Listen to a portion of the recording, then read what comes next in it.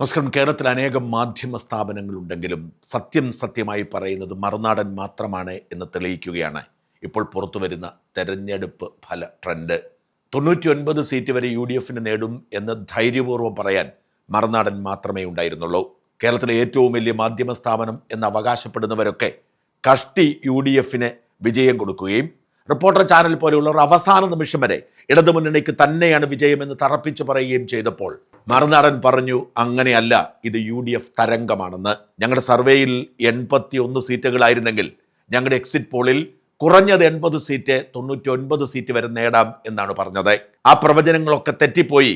അതിനെയൊക്കെ മറികടക്കുന്ന തരത്തിൽ അതിശക്തമായ ട്രെൻഡാണ് കേരളത്തിലുള്ളത് എന്ന് ഇപ്പോൾ വ്യക്തമാവുന്നു. ഇതുവരെ പുറത്തു വന്നിരിക്കുന്ന സൂചനകൾ അനുസരിച്ച് UDF 95ഓളം സീറ്റുകളിൽ മുൻപിൽ നിൽക്കുന്നു. LDF 40-41 നിൽക്കുന്നു. എല്ലാവരുടെയും നിഗമനങ്ങൾ ശരിവെച്ചുകൊണ്ട് BJP 5 മുൻപിൽ നിൽക്കുന്നു.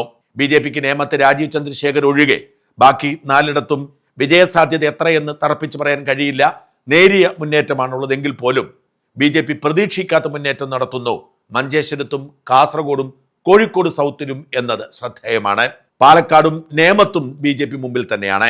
എന്നാൽ UDF മുന്നേറ്റം അതിശയകരമെന്ന് പറയാതിരിക്കാൻ നിവർത്തിയില്ല. ധർമ്മടത്ത് പിണറായി വിജയൻ ഏതാണ്ട് 1000ഓളം വോട്ടുകൾക്ക് പിന്നിലാണ് VP അബ്ദുൾ റഷീദ് എന്ന ഒരു യൂത്ത് കോൺഗ്രസ് നേതാവിൻ്റെ മുൻപിൽ എന്നത് ഞെട്ടിക്കുന്ന സത്യമാണ്. തൻ്റെ നാട്ടുകാർ പോലും തന്നെ വെറുത്തിട്ടും പിണറായി അത് തിരിച്ചറിഞ്ഞില്ല. എങ്കിൽ പോലും ഒരു ഘട്ടത്തിലെങ്കിലും പിണറായിയെ പിന്നിലാക്കാൻ അബ്ദുൾ റഷീദ് എന്ന് പറയുന്ന ഒരു ചെറുപ്പക്കാരന് കഴിഞ്ഞിരിക്കുന്നു എന്നത് നിസ്സാര കാര്യമല്ല. സ്വന്തം നാട്ടുകാർ പോലും പിണറായിയെ വെറുത്തിരിക്കുന്നു എന്നത് പിണറായിയുടെ ചെവിയിൽ പോയി മന്ത്രിക്കാൻ ആരുമുണ്ടായിരുന്നില്ല. മറുനാടൻ ചൂണ്ടിക്കാണിച്ചതുപോലെ തന്നെ പിണറായിസ്റ്റ് ഭീകരതയുടെ അന്ത്യം കുറിക്കുന്ന സൂചനകൾ പുറത്തു വരുമ്പോൾ ഒരു കാരണവശാലും തുടർ ഭരണമില്ല എന്ന് വ്യക്തമാകുന്നു.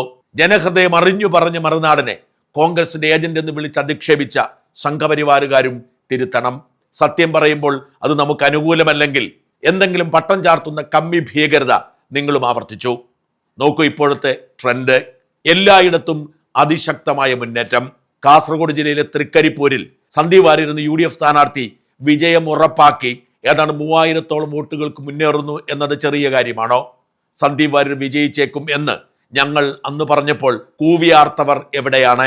തിരുവനന്തപുരം ജില്ലയിലെ കാട്ടാക്കടയിലും അരുവിക്കരയിലും പോലും UDF മുന്നേറ്റമാണ് സൂചനയായി പുറത്തു വരുന്നത്. സകല മന്ത്രിമാരും തോൽവിയുടെ രുചി അറിയുന്നു. ആകെ വിജയസാധ്യത പുലർത്തുന്നത് കൊട്ടാരക്കരയിലെ KN ബാലഗോപാലും ചങ്ങന്നൂരിലെ സജി ചെറിയാനുമാണ്. ബാലഗോപാലും തോറ്റേക്കുമെന്നായിരുന്നു ഞങ്ങളുടെ നിഗമനമെങ്കിലും ഇപ്പോൾ ബാലഗോപാൽ അല്പം മുമ്പിലാണ്. എന്നാൽ ചങ്ങന്നൂരിൽ സജി ചെറിയാൻ ജയിക്കുമെന്ന് ഞങ്ങൾ പറഞ്ഞിരുന്നു. ആറന്മുളയിൽ മന്ത്രി വീണ ജോർജിനെ കാത്തിരിക്കുന്നത് മഹാതോൽവിയാണ് എന്ന് വ്യക്തമാകുന്ന സൂചനകളാണ് പുറത്തു വരുന്നത്. അബിൻ വർക്കി 5000-ലധികം വോട്ടുകളുടെ ഭൂരിപക്ഷത്തോടുകൂടി മുന്നേറുന്നു.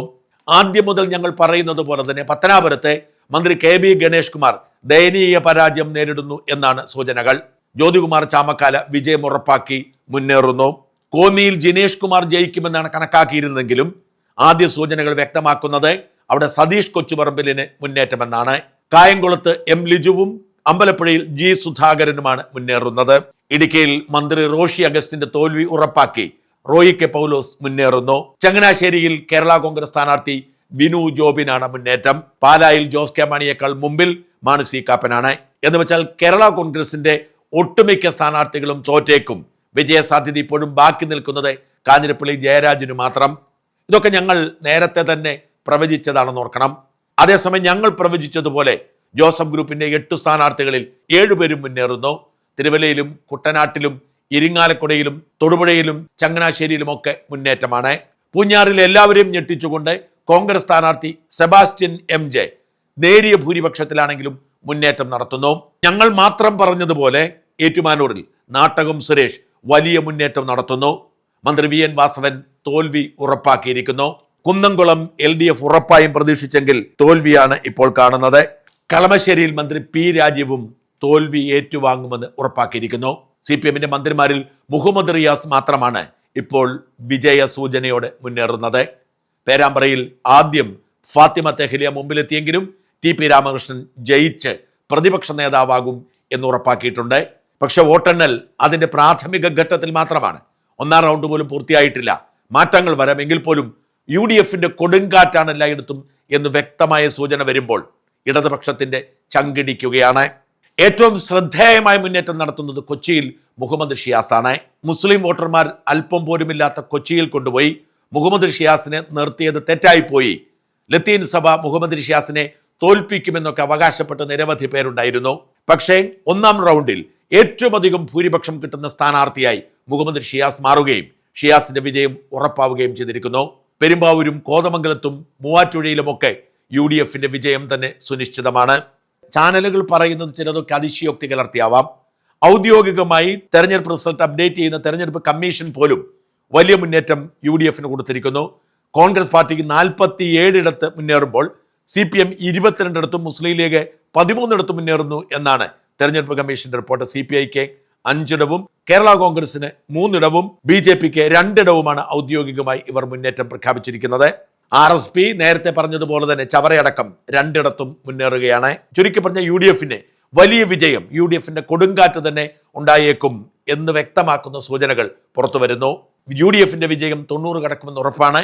100 കടക്കുമോ എന്ന് മാത്രമാണ് അറിയാനുള്ളത്.